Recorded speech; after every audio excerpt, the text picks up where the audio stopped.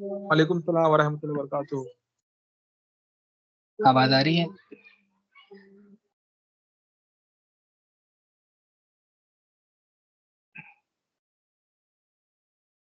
जी आ रही है। चले तो शुरू करते हैं। तो पिछले बार हम लोगों ने पढ़ा था, क्या पढ़ा था? हैज किसे कहते हैं, निफास किसे कहते हैं और इस्तिहाजा किसे कहा जाता है। ठीक है, ये तीन चीजें हमने पढ़ी थी। तो जैनब,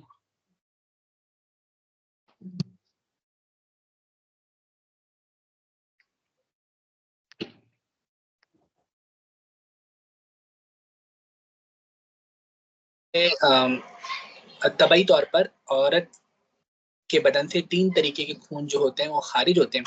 एक हैज, फिर निफास और फिर इस्तिहाजा। हैज जो है, जो माहाना, जो माहवारी जिसे कहा जाता है, वो होती है।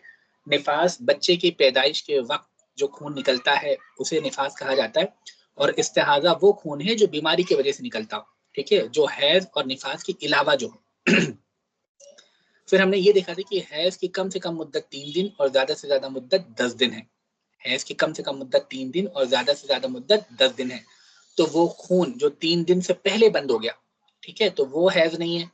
और इस तरीके से वो खून के जो 10 दिन से ज्यादा चला, तो 10 दिन के बाद जितने दिन वो चला, 11, 12, 13, 14 दिन, वो भी हैज नहीं है। निफास की कम से कम मुद्दत कुछ भी नहीं है। ठीक है, अगर बच्चा पैदा हुआ, खून निकला ही नहीं, तो वो औरत जो है कभी निफास में थी ही नहीं। ठीक है, और ज्यादा से ज्यादा मुद्दत 40 दिन है। ज्यादा से ज्यादा मुद्दत 40 दिन है। ठीक है, और इस्तिहाजा ये आपको बता दिया कि ये है कि खून मतलब बगैर हैज और निफास के जो औरत के निकले खून। ठीक है, और हमने एक चीज और पढ़ी थी कि 2 हैजों के दरमियान कम से कम कितने दिन की तहारत होनी जरूरी है। 2 हैजों के दरमियान कम से कम कितने दिन की तहारत होनी जरूरी है? 15 डेज।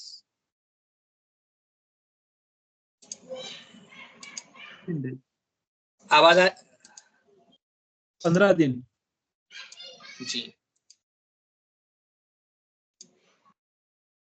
चलें। ठीक है,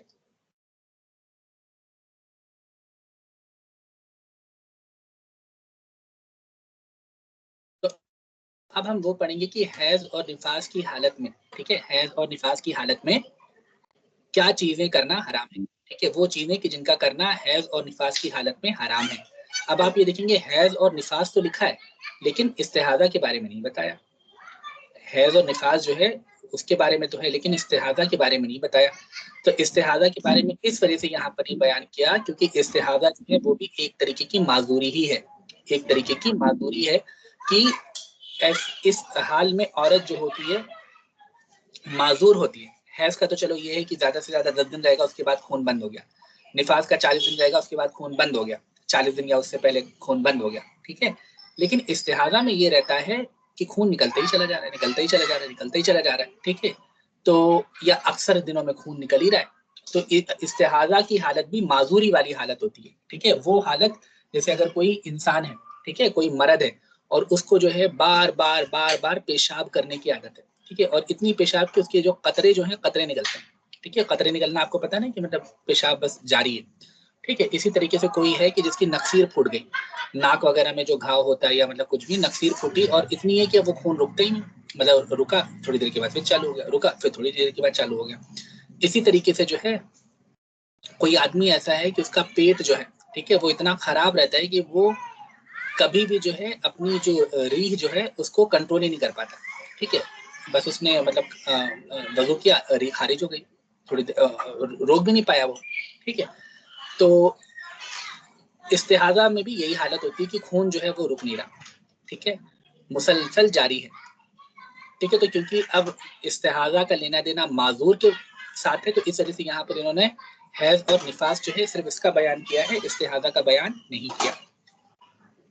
तो क्या फरमा रहे, माँ यहरमु बिल हैदी व निफासी, वो चीजें, माँ आम है ना, हर वो चीज जो हराम हो जाती है हैज और निफास से। तो क्या फरमाते हैं, वह यहरमु, ठीक है, वह यहरमु बिल हैदी व निफासी समानियता अशियाइन,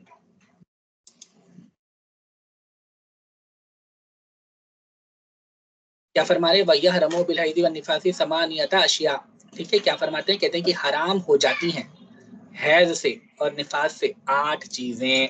कितनी? 8 चीजें। और वो कौन कौन सी हैं? अस्सलातु, नमाज का पढ़ना। तो हैज और निफास वाली औरत जो है वो नमाज को नहीं पढ़ेगी। वस्सौमो, और इस तरीके से रोजे जो हैं उनको भी नहीं रखेगी, रोजे भी वो नहीं रखेगी। अलबत्ता रोजे जो है, रोजे की कजा की जाएगी, नमाजों की कजा नहीं होगी, ठीक है। रोजे की कजा होगी, नमाजों की कजा नहीं होगी।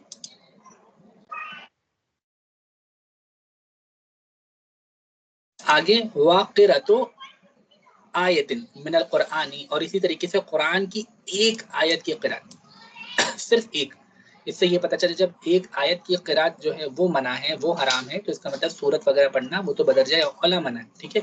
तो कुरान की एक आयत का पढ़ना जो है वो भी हराम है इस हालत में।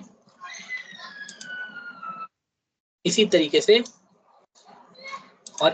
से वह मस्सुहा इल्ला बि गिलाफिन, इसी तरीके से उसका मसा करना, उसको छूना मगर गिलाफ के साथ, मगर गिलाफ के साथ। किसका छूना? मस्सहा, हा की जमीर किसकी तरफ लौट रही बताइए? उसका छूना। ये हा की जमीर किसकी तरफ लौट रही है? निफास वाली औरत, हैज वाली औरत के लिए, हाइजा। गलत।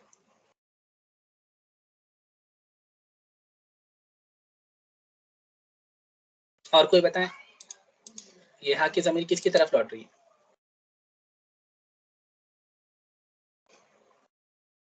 कुरान की तरफ। और उसका छूना, ये यहाँ पर है ना, देखें इसको याद रखें, ये अरबी का कायदा है कि जब भी कोई जमीर अरबी में हो ना, ग्रामर में, और गालिबन ये अरबी का नहीं है, मतलब हर लैंग्वेज ही का है। तो जब हम वो कहते हैं ना कि मतलब शुरू में नाम लाके और फिर बाद में हम कहते हैं उसने किया, ही डिड, या शी, मतलब शी वगैरह ही तो चले, या दे डिड, ठीक है। तो जो सबसे पहला जो होता है ना, मतलब सबसे करीब जो होता है, उसकी तरफ हमेशा जमीर जो है वो लौटती है, ठीक है। उसकी तरफ हमेशा जमीर लौटती है। मतलब ये एक कायदा है, बालों का टूट भी जाता है, पर उमूमन कायदा यही है कि जो भी जमीर जो होगी वो अपने सबसे करीब की तरफ लौटेगी। तो हा की जमीर लौट रही है कुरान की तरफ, आयत कुरान की तरफ। तो क्या फरमा रहे हैं, वह मस्सुहा इल्ला बि गिलाफिन, और उसका छूना, ठीक है। किसका छूना? कुरान का छूना, या कुरान की आयत को छूना मगर गिलाफ के, ठीक है। हमारे यहाँ उमूमन इंडिया पाकिस्तान में तो ये है कि कुरान को बाकायदा वो क्या कहते हैं, गिलाफ वगैरह चढ़ा के रखा जाता है ना, तो वो है। आगे क्या है, वदुखुलु मस्जिद, और इस तरीके से मस्जिद के अंदर दाखिल होना ये भी हैद और निफास की हालत में हराम है। वह तवाफु, तवाफ का करना, काबतुल्लाह के तवाफ का करना वो भी हराम है। वल जिमाओ, इसी तरीके से हैज और निफास की हालत में जिमा करना ये भी हराम है। यहाँ तक कि उलमा ने ये कहा कि जो इसको हलाल समझे वो काफिर है, ठीक है। तो जिमा करना, हैज और निफास की हालत में जिमा करना ये भी हराम है। वल इस्तिमताउ बिमा तहत सुर्रती इला तहतिल रक़बती, इला तहतिल रक़बती। इसी तरीके से अगर कोई शख्स जिमा तो नहीं कर रहा, कोई शख्स जो है वो जिमा तो नहीं किया उसने, लेकिन अलबत्ता उसने क्या किया, अपनी बीवी के नाफ के नीचे से लेकर, ठीक है, घुटनों तक, नाफ के नीचे से लेकर घुटनों के, सॉरी, नाफ के नीचे से लेकर घुटनों के नीचे तक, यानी घुटना जो है वो भी कवर है, ठीक है। उसका तक अगर जो मतलब अगर उतने हिस्से में भी अगर उसने जो है किसी तरीके का फायदा उठाने की कोशिश मतलब फायदा उठाने की कोशिश करी, या तलज्जुज़ उसने उसमें महसूस किया, तो वो भी हराम है, वो भी हराम है, ठीक है। अलबत्ता यहूदियों की तरह हमारे यहाँ इस बात की इजाजत नहीं है कि बिस्तर अलग कर दिए जाएं, ठीक है। कि औरत जो है अगर वो हैज और निफास की हालत में है तो उससे कहा जाए कि तुम अपने बिस्तर अलग कर दो और फिर वो अलग सोए, तमाम चीजें ना। तो ये यहूदियत जो है उससे मुशाबहत है, और हमारे यहाँ ये मना है, ठीक है। तो कपड़े पहन के बाकायदा, अगर कपड़े पहने हैं, सितर है, ये हिस्सा छुपा हुआ है, तब ऐसी सूरत में जो है क्या नाम है इसका, बिस्तर अलग नहीं किया जाएगा, ठीक है। तो नाफ के नीचे से लेकर घुटनों के नीचे तक किसी भी तरीके का तलज्जुज़ जो है वो भी जायज नहीं है, ठीक है। तो अब ये हो गया।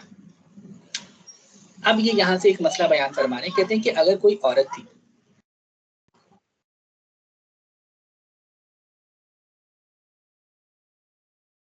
ठीक है, अगर कोई औरत थी, अब उसका जो खून मतलब जो जितने दिन आता था वो आया हैज का, ठीक है, हैज का या निफास का उसका खून जो है वो आया समझिए कि कोई औरत है, उसको हमेशा 7 दिन खून आता है, उसको 7 दिन उसको खून आता है, ठीक है।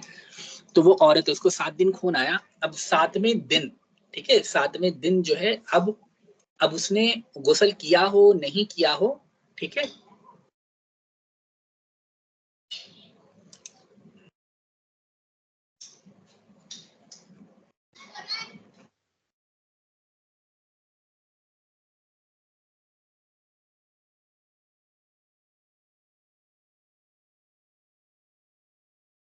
सही। तो अब ये यहाँ पर ये फरमा रहे हैं कि जो है, अगर कहाँ गया अच्छा ये यहाँ था ना। तो अब ये फरमा रहे हैं कि अगर कोई औरत ऐसी है कि जिसके खून आता है, ठीक है, 7 दिन नहीं बल्कि समझिए उसके 11 दिन खून आता है, 11 या 12 दिन उसको खून आता है, ठीक है। तो अब ऐसी सूरत में क्या है कि जैसे ही 10 दिन मुकम्मल हुए, और आपको बता चुके हैं कि 10 दिन जो है वो मैक्सिमम मुद्दत है ना, 3 मिनिमम है, 10 मैक्सिमम है। तो 3 दिन के अंदर अंदर जो खून आया वो हैज नहीं है, और 10 दिन के बाद जो खून आएगा वो हैज नहीं है, ठीक है। तो अगर कोई औरत ऐसी है कि जिसको 11-12 दिन खून आता है, तो जैसे ही 10 दिन हुए, तो 10 दिन होने के बाद अब वो वती कर सकती है बगैर गुस्ल के। अलबत्ता मुस्तहब यही है कि वो गुस्ल करेगी, लेकिन अगर बगैर गुस्ल किए भी अगर उसने वती कर ली, ठीक है, तो ये जायज है। क्यों? क्योंकि तो पक्की बात है कि अब 10 दिन के बाद अगर खून जारी भी है तो वो हैज का खून नहीं है, ठीक है, और औरत जो है वो हालत हैज में नहीं है। तो जैसे ही 10 दिन मुकम्मल हुए, ठीक है, तो 10 दिन मुकम्मल होने के बाद बगैर गुस्ल के भी वती जो है वो जायज हो जाएगी। और इसी तरीके से अगर कोई औरत है वो निफास की हालत में, ठीक है, 40 दिन हो गए, और 40 दिन होने के बाद खून अभी भी जारी है, लेकिन क्योंकि 40 दिन मुकम्मल हो गए, मैक्सिमम मुद्दत पूरी हो गई, तो अब जो है क्या नाम है इसका, अब जो है बगैर गुस्ल किए वती करना ये जायज होगा। क्यों? क्योंकि अब जो खून जारी है वो निफास का खून जारी नहीं है, ठीक है।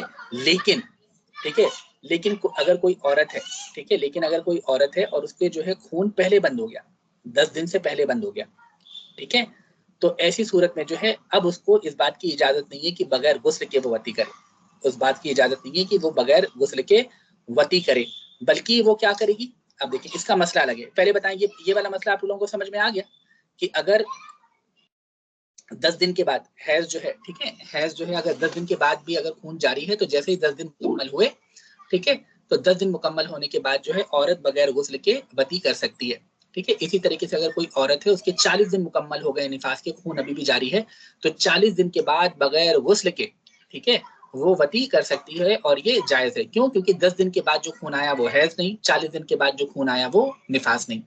तो क्योंकि हैज नहीं निफास नहीं, तो इस हालत में जो वती की जाएगी वो हाइजा और ये क्या नाम है निफास वाली औरत से नहीं कहलाएगा, ठीक है, तो ये जायज है। लेकिन अगर कोई औरत है, ठीक है, कि जिसका खून जो है पहले बंद हो जाता है, समझिए कि कोई औरत है उसकी आदत 7 दिनों की, उसकी कितनी 7 दिनों की औरत है, आदत है, ठीक है। अब ऐसी सूरत में ये होगा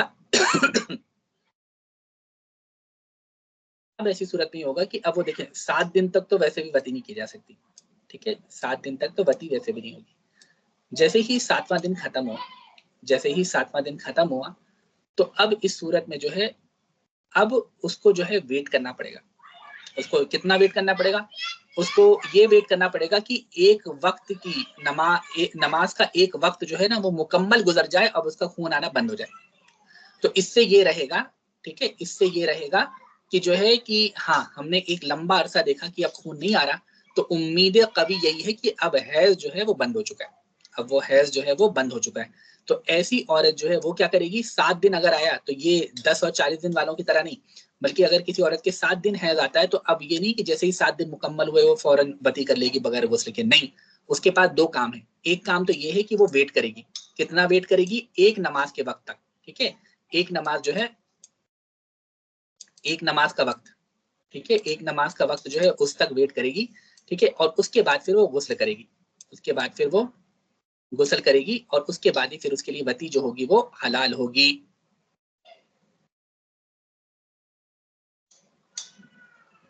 हजरत एक सवाल था, जी ये जो एक नमाज के वक्त के लिए इंतजार कर रही है औरत, हाँ तो क्या ये नमाज वापस लौटाएगी, कज़ा करेगी, या फिर ये इसको नमाज भी? ये नमाज उसके जिम्मे रहेगी, ठीक है। जी अगर जो है उस जैसे अगर उसने जोहर की नमाज कजा करी, उसने वेट किया, ठीक है, और जो है खून बंद है, ठीक है, तब ऐसी सूरत में जो है फिर उसकी वो कजा करेगी। जी, जज़ाकल्लाह। सही। तो ये वाला मसला यहाँ पर क्या है कि अगर कोई औरत है, ठीक है, अगर उसके 7 दिन खून आता है, लेकिन अभी क्या हुआ, 7 दिन खून आ गया, तो 7 दिन खून आने के बाद जैसे ही बंद हुआ तो वो फौरन उसको वती करने की इजाजत नहीं है, बल्कि वो नमाज का एक वक्त गुजारेगी। अगर उस वक्त में उसको खून नहीं आया, ठीक है, तब ऐसी सूरत में फिर जो है वो गुस्ल करेगी, और गुस्ल करने के बाद फिर उसको वती करने की इजाजत होगी। तो फरमाते हैं उसी मसले को ये बयान फरमाने, क्या कहते हैं, तो एक तो इन्होंने ये बात करी कि इज़ा अनक़दा दमो ली अक्सरिल हैदी वन निफासी, अगर इनकता हो जाए, मुनकता हो जाए, खत्म हो जाए खून, खत्म हो जाए खून यानी खून का आना, तो अगर खत्म हो जाए खून का आना अक्सर हैज और निफास में, अक्सर हैज और निफास के दिनों में, यानी हैज का अक्सर दिन 10 है, निफास के अक्सर दिन 40 है, ठीक है, तो अगर 10 दिन और 40 दिन में निफास और हैज खत्म हो गया है, या अल्लाह, तो क्या फरमाते हैं, कहते हैं कि हल्लल वतउ, हल्लल वतउ बिला गुस्लिन, तो ऐसी सूरत में बगैर गुस्ल के वती करना ये जायज है, बगैर गुस्ल के वती करना ये जायज है। वला यहिल्लु इन अनक़ता बिदूनिही, और हलाल नहीं है, और हलाल नहीं है अगर वो खून रुक गया हो इसके अलावा, इसके अलावा यानी 10 दिन से पहले खून रुक गया हो, या 40 दिन से पहले निफास का खून रुक गया हो, तो अगर ऐसी सूरत में, तब ऐसी सूरत में जायज नहीं, तब हलाल नहीं है कि वती की जाए। तब ऐसी सूरत क्या, और कब तक हलाल नहीं है, ली तमामी आदतिहा, जब तक इसकी आदत तमाम ना हो जाए, यानी जब तक 7 दिन मुकम्मल ना हो जाए, इल्ला अन तक्तसला, अन तक्तसिल, मगर ये कि उसने गुस्ल कर लिया हो, और तयम्ममा व तुसल्ला, ठीक है, या उसने तयम्मुम किया हो और नमाज पढ़ ली हो, तयम्मुम किया हो और नमाज पढ़ ली हो, तो गुस्ल किया हो, अगर पानी मौजूद है तो गुस्ल कर लिया, अगर पानी नहीं मौजूद तो जो तयम्मुम कर लिया और उसके बाद उसने नमाज पढ़ ली, ठीक है, मुद्दत खत्म हो गई, खून रुक गया, उसने गुस्ल कर लिया और उसने नमाज पढ़ ली, ठीक है, और या उसने नमाज तो नहीं पढ़ी, ठीक है, उसने नमाज तो नहीं पढ़ी, मतलब बाज़ औक़ात औरतें होती हैं उनको पता होता है कि मतलब हाँ, मतलब खून बंद हो गया, ठीक है, अब पता है कि अब वो खून आएगा नहीं दोबारा, ठीक है, तो अब उसने और समझिए कि ज़ोहर का टाइम है, ठीक है, तो औरत ने क्या किया, ज़ोहर की अपना आराम से गुस्ल किया, गुस्ल करने के बाद जो उसने नमाज पढ़ ली, ठीक है, या तो उसने ये काम किया, तो अब उसके बाद वती करना ऐसी औरत के साथ जायज हो जाएगा, ठीक है, या तो ये हो, या तो उसने जो है गुस्ल नहीं किया, ठीक है, उसने गुस्ल नहीं किया और उसकी जो नमाज जो है ना वो कदा हो गई, और तसीरुस सलातु देनन फी जिम्मतिहा, या हो गई नमाज, सारा या सारो आपने पढ़ा है ना, या हो गई नमाज दैन यानी उसके ऊपर कर्जा, ठीक है, फी जिम्मतिहा उसके ऊपर उसके जिम्मे, ठीक है, यानी कजा हो गई नमाज, तो ऐसी सूरत में क्या, तो अब जो है वती करना ये जायज होगा। और ये कब है, ये कब है कि खून रुकने के बाद औरत ने इतना वक्त पाया हो कि उसमें वो औरत गुस्ल भी कर पाए और नमाज भी पढ़ पाए, गुस्ल भी कर पाए और नमाज भी पढ़ पाए, और नमाज की कम से कम जो शर्त है वो क्या है, तकबीर तहरीमे का कह लेना, तकबीर तहरीमा जो है उसका कह लेना।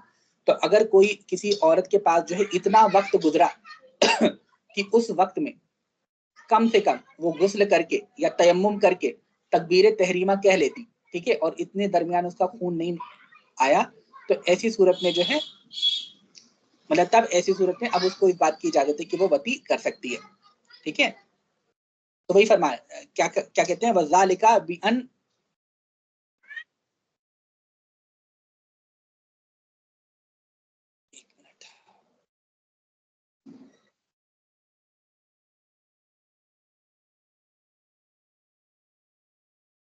बिअन दरा हाले की तजिदा बादा इनक़ताई मिनल वक्ती, कि रुक गया हो खून बाद उस वक्त के बाद, अल्लदी वो वक्त की जो अनक़ता दमो की रुक गया हो खून फीही उस वक्त में, ठीक है,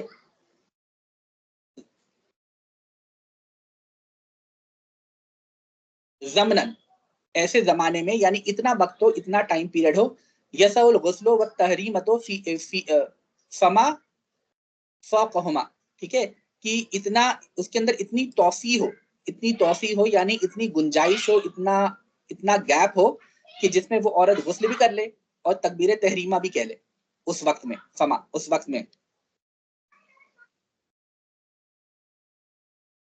या उससे ज्यादा, फमा फौकहा या उससे ज्यादा, मतलब तकबीर तहरीमा के लिए सूरह फातिहा भी शुरू कर दी, लेकिन कम से कम गुस्ल कर लिया हो और तकबीर तहरीमा जो है वो कह लिया हो। दरा हाले कि उसने गुस्ल ना किया, तो इस सूरत में भी जो है वती करना ये जायज हो जाएगा। मतलब उसने जमाना पाया कि वो गुस्ल भी कर लेती, तकबीर तहरीमा भी कर लेती, लेकिन उसने गुस्ल किया नहीं, तो ऐसी सूरत में भी जो है अब क्योंकि ये वक्त निकल गया, तो अब पक्की बात है कि अब वो हैज की हालत से बाहर निकल चुकी है, तो अब वो वती कर सकती है। वलम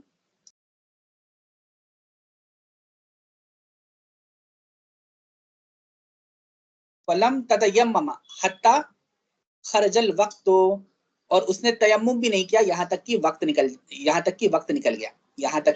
गया। तो अगर ये ऊपर पानी की बात हो रही है जिस सूरत में पानी मौजूद है, और इस सूरत में कि जिसमें पानी मौजूद नहीं है, ठीक है, तो उस औरत के पास उसका खून बंद हो गया। खून बंद होने के बाद उसने इतना जमाना पाया कि जिस जमाने के अंदर वो गुस्ल भी कर सकती थी और नमाज भी पढ़ सकती थी, पूरी नमाज नहीं तो कम से कम तकबीर तहरीमा ही कह देती, लेकिन उसने नहीं किया। इसी तरीके से अगर वो पानी नहीं था तयम्मुम कर सकती थी, लेकिन उसने नहीं किया, और इतना वक्त गुजर गया, तो अब इस वक्त के बाद भी वो वती कर सकती है। अब ये यहाँ पर कहाँ गया,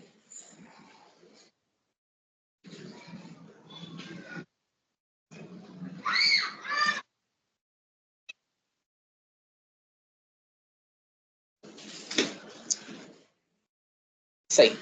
तो यहाँ से एक और मसला वो पता चला, ये जो अभी आपने अशरफ भाई आपने सवाल पूछा था ना कि अगर औरत का खून बंद हो गया, जैसे वो जोहर के टाइम उसका खून बंद होता है, खून बंद हो गया, तो जो है अगर जो है उसका खून बंद हो गया और उसको इतना, और अब लेकिन उसको यही है कि पक्का नहीं पता कि बंद होगा कि नहीं, अब वो वेट करिए पूरा जोहर का वक्त चला गया, ठीक है, और अब क्योंकि खून बंद हो गया था और उसको ये भी पता था कि जो अगर उसको इतना वक्त मिला कि वो गुस्ल करके नमाज पढ़ सकती, तो अब इसकी कज़ा वो करेगी। ठीक है, आगे क्या फरमा रहे हैं, कहते हैं कि अब हायजा और नफसा, और ठीक है, नफसा औरत जो है उसके ऊपर क्या चीजें हराम है, तो क्या क्या क्या फरमाते हैं, कहते हैं वह तकदिल हाइजो, और कजा करेगी हायजा नफसा, और इसी तरीके से नफसा औरत, हायजा और नफसा औरत क्या किस चीज की कजा करेगी, अस्सौम, रोजे की तो कजा करेगी, नमाज की, दून सलात, ना कि नमाज की, तो रोजों की कजा होगी, नमाज की कजा नहीं होगी, रोजों की कजा होगी, नमाज की कजा नहीं होगी। अब देखें, इसी वजह से जरूरी है कि मतलब हमारी जो माँ बहनें जो हैं उनको मसाइल पता हो। ठीक है, तो उमूमन ये होता है कि औरतें बालिग हो गई 9 साल की उम्र में, 11 12 13 14 साल की उम्र में औरतें बालिग हो गई, ठीक है, तब उसके बाद चले थे कि नमाज तो माफ है, ठीक है, लेकिन रमजान के रोजे जो पढ़ते हैं वो भी तो उसकी तो लेकिन कजा है ना, ठीक है, और उसके बाद में फिर औरतें जब मतलब बालिग होती हैं तो अपना रखती, लेकिन ये जो जवानी जो थी 12 13 साल की जब वो हुई थी, तब से लेकर जब उन्होंने मतलब इनके ऊपर पाबंदी करी और मसले सीखे, तो तब तक के जो रोजे हैं वो तो जिम्मे हैं कि नहीं है कि नहीं, जितने भी साल हो, ठीक है, 5 साल हो गए, 6 साल हो गए, जितने भी साल हो गए, उतने सालों के रोजे जो हैं वो तो आपके जिम्मे हैं। ठीक है, तो ये जरूरी है कि औरतें जो ना इस चीज के ऊपर भी ध्यान दें, और इसी वजह से जरूरी है कि औरतें खुद भी मसला सीखें, अपने घर की औरतें जो है उनको भी मसला समझाएं, जैसे कि रोजा छोड़ना कितनी बड़ी बात है, उसकी कजा है ना। अल्लाह का शुक्र हमारे यहाँ, मतलब तहरीर नेमत के लिए अर्ज करता हूँ, जब मतलब मेरी शादी वगैरह हुई, तो जब शादी होने के बाद क्या नाम है, जब मेरी वाइफ वगैरह आई और फिर ये मसले वगैरह बयान किए गए, तो माशाल्लाह फिर मतलब तरीक़ेकार यही था कि मेरी वाइफ हर पीर को रोज़ा रखती थी, और आज माशाल्लाह कितने मतलब 9 साल हो रहे हैं मेरी शादी के, तो वो रखते एक अंदाजे के हिसाब से शादी के पहले के जितने उनके कज़ा हुए होंगे रोजे, वो माशाल्लाह हो गए, ठीक है, मुकम्मल हो गए। तो कोशिश ये करें, ठीक है, तो ये मसले जरूरी हैं, इन मसलों का सीखना जरूरी है आपके लिए भी और आपके घर की औरतों के लिए बच्चों। और जैसा कि मैंने आप लोगों से पहले कहा था कि ये मसले जो है शर्माने के नहीं है, ये मसले जो है शर्माने के नहीं है बल्कि बताने के हैं। और अगर आपको ये मसला पता था, अगर को आप मर्द हैं और आपको ये मसला पता था और आपने अपनी बीवी को नहीं बताया और जो है या अपनी मतलब घर की औरतों को नहीं बताया, तो ये आप उसके लिए गुनहगार होंगे। ठीक है, पहली बात तो औरत को खुद ये मसले जानना है। ठीक है, लेकिन अगर कोई वजह है कि औरत नहीं जान पा रही और मर्द को ये मसला पता है, तो उसके ऊपर वाजिब है कि वो अपने घर की औरतों को ये मसले बयान करे। ठीक है, तो आप लोगों से भी गुजारिश है कि आप लोग जो इस्लामी बहनें दर्स ले रही हैं और जो इस्लामी भाई हैं वो अपने घर की मतलब औरतों से वो तमाम चीज़ों से ना कम से कम अपनी वाइफ वगैरह जो अपने वाइफ से कह दें, आपकी वाइफ आपकी बहनों से, आपकी अम्मी से, जिनसे भी वो कह देंगे। ठीक है, एक कैलकुलेट करें कि कितनी कज़ा हो जाएंगी, कितनी कज़ा हो चुकी होंगी। ठीक है, कितने कज़ा रोजे हो गए होंगे। ठीक है, उनका एक हिसाब लगाएं, रफ एस्टिमेट लगाएं और जो है रोजे रखने शुरू करें। ठीक है, और इसका सबसे आसान तरीका ये है, देखिए हर मंडे का रोजा रखना जो है ये वैसे भी सुन्नत है ना, पीर शरीफ का रोजा रखना ये वैसे भी सुन्नत है। तो कोशिश करें खुद भी रखें और अपने घर वालों से भी कहें वो रोजा रखें। ठीक है, खुद भी रखें, अपने घर वालों से भी कहें वो रोजा रखें। और फिर ये होगा कि कम से कम एक अकेली जो बहन है वो रोजा नहीं रख रही है ना घर में, मतलब आप भी रखेंगे रोजा, आपकी वाइफ भी रखेंगी रोजा, या घर के और अफराद जो है वो भी रोजा रखेंगे। फिर माशाल्लाह ये ऐसा होता है कि इफ्तारी के टाइम ऐसा लगता है कि जैसे रमजान है। ठीक है, अल्हम्दुलिल्लाह तहदीस नेमत के लिए अब तो खैर मेरी अम्मी की तबीयत खराब है। मतलब पहले ये था कि पूरा घर रोजा रखता था, मतलब हम तीनों भाई रख रहे हैं, वाइफ रख रही हैं, अम्मी है, पापा है, मतलब पूरा घर रोजा, जुमा नहीं, पीर को रोजा। तो मगरिब के टाइम माशाल्लाह वैसी बहारें होती थी जैसे रमजान में जो है इफ्तार की बहारें होती हैं। ठीक है, तो जो है फर्क नहीं पता चलता था कि ये रमजान है कि वो है, क्योंकि मतलब फिर उसी हिसाब से खाना भी बनता था। ठीक है, वही पकौड़े और वही चीजें और वही तमाम चीजें। तो कोशिश करें अब जैसे जैसे आप लोग आगे पढ़ेंगे ना, आगे बढ़ेंगे इंशाल्लाह आलिम कोर्स वगैरह, तो बहुत जरूरी है कि हम सुन्नतें जो है ना ये हम खुद अपनाएं। ठीक है, ठीक है, मतलब हम सारी सुन्नतें नहीं अपना सकते, पर जितनी हो सकती कम से कम उतनी जो है उनको अपनाने की कोशिश करें। ठीक है, तो ये पीर जो है, पीर शरीफ का रोजा जो है रखने की कोशिश करें, आप रखें, अपने घर वालों को रखवाएं। और जो इस्लामी बहनें जो हैं वो पीर शरीफ के रोजे से मतलब उस दिन जो है कज़ा का रोजा रख लिया करें। ठीक है, कज़ा का रोजा रख लिया। हमारे इस्लामी भाई हैं वो लोग माशाल्लाह पीर का भी रखते हैं, जुमरात का भी रखते हैं, फिर अय्याम बैस है ना 13, 14, 15 उसका भी रखते हैं रोजा। ठीक है, और रोजा रखना जो है ये तो देखें हदीस पाक के अंदर भी है कि सोमू तसह। ठीक है, कि रोजा रखो और सेहत याब हो जाओगे। शुरू में रोजा रखो, मतलब मेरे साथ भी ये होता है कि बगैर मतलब रमजान के अलावा अगर रोजा रखो तो सर में दर्द और माइग्रेन और तमाम चीजें होती है, लेकिन फिर बाद में ठीक हो जाता है। ठीक है, और फिर रोजे वगैरह से मैं आपको खुद का बताऊं, मेरी शुगर जो थी मतलब काफी हाई थी। पिछले साल जब मैंने वो किया तो मेरा HbA1c 8 पॉइंट कुछ था, और जो है मेरा जो खाना खाने से पहले का करीब 180 की कुछ ऐसे ही था, 180 कुछ था, और खाना खाने के बाद का 250 के करीब कुछ था। ठीक है, तो उसके बाद जो है फिर अब अल्लाह का शुक्र अब मेरी नॉर्मल है और मैंने कोई दवा नहीं खाई, कुछ नहीं किया। सिर्फ ये है कि रोजे जो हैं, ठीक है, रोजे में मतलब रोजे से शरअन जो रोजे हैं वो तो चले हैं, उसके अलावा भी जो है मतलब दिन में सिर्फ आप 1 मरतबा खाओ। ठीक है, तो उससे क्या होगा कि डायबिटीज जो होती है फिर वो कंट्रोल में रहती है। ठीक है, तो अल्लाह का शुक्र अब तो मेरी है नॉर्मल है, लेकिन सिर्फ यही एक तरीका था कि जिसकी वजह से जो है नॉर्मल। और अब आप देखें मतलब बड़ी बड़ी किताबें लिखी गई हैं इंटरमिटेंट फास्टिंग वगैरह जो है, उनमें यही है कि बंदा जितना कम से कम खाना खाएगा।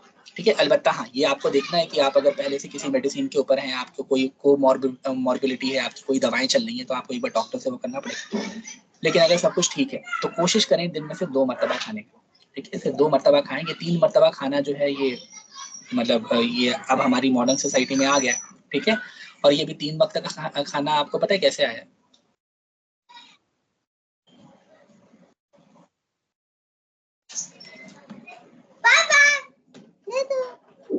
ये बताओ इससे थोड़ा ये ऐसे हमने बता देता है। बढ़ा रहे हैं क्या? ये माविया दरवाजा बंद करो।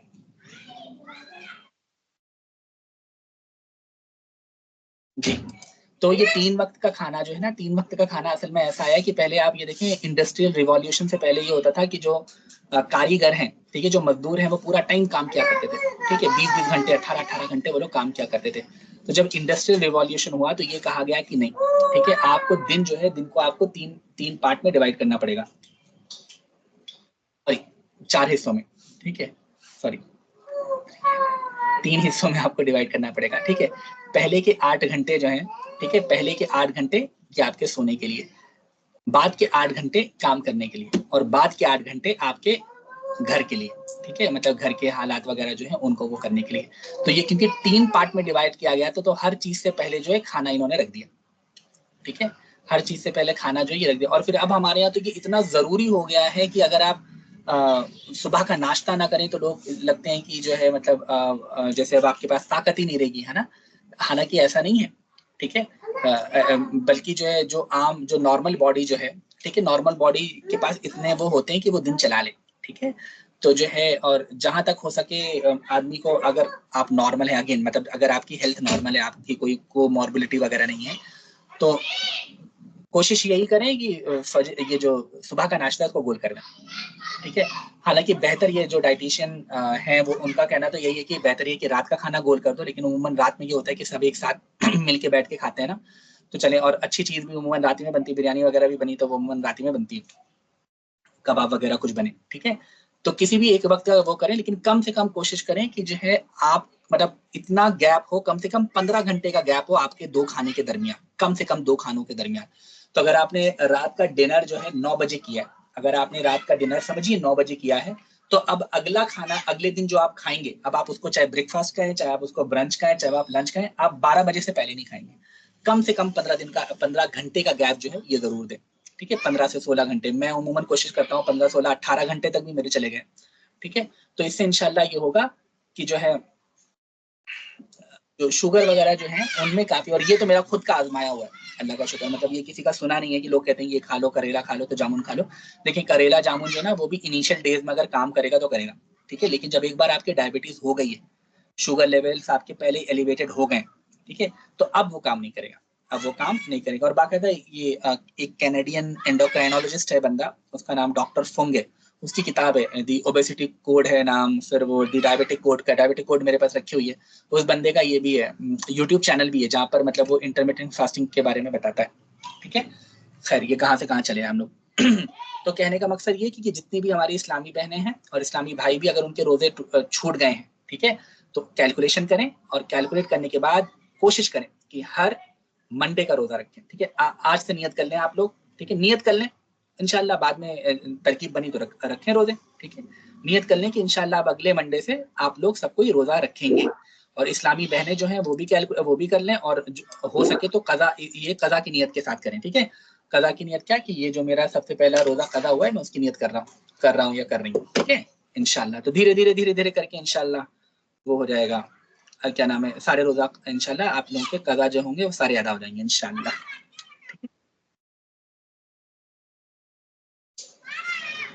चलें ठीक है, फिर इसी के साथ आज के सेशन को यूं कंप्लीट करते हैं। अल्लाह तबारक व तआला से दुआ है कि अल्लाह तबारक व तआला हमारे पढ़ने पढ़ाने को अपनी बारगाह में कबूल फरमाए, इसकी बरकतों से दुनिया और आखिरत में इज़्ज़त वक़ार कामयाबी और कामरानी अता फरमाए, ज़िल्लतों से रुसवाइयों से बचाए, ईमान व आफ़ियत के साथ शहादत वाली मौत नसीब अता फरमाए। अल्लाह तबारक व तआला इह एकेडमी में पढ़ने वाले पढ़ाने वालों के इल्म व अमल में खूब बरकत अता फरमाए, हम सबको बाअमल आलिम दीन बनने की तौफीक अता फरमाए। हर मुसलमान की नेक जायज़ दुआओं को अपनी बारगाह में कबूल फरमाए, उनकी जान माल इज़्ज़त व आबरू की हिफाजत फरमाए। बिलखुसूस अल्लाह तबारक व तआला इस पढ़ने पढ़ाने की बरकत से मेरी अम्मी को शिफाए कामिला आजिला अता फरमाए, हर मुसलमान को शिफाए कामिला, बीमार है शिफाए कामिला आजिला अता फरमाए। आमीन बिजाहि नबी अमीन सल्लल्लाहु तआला अलैहि वसल्लम। अस्सलामु अलैकुम व रहमतुल्लाहि व बरकातुहू।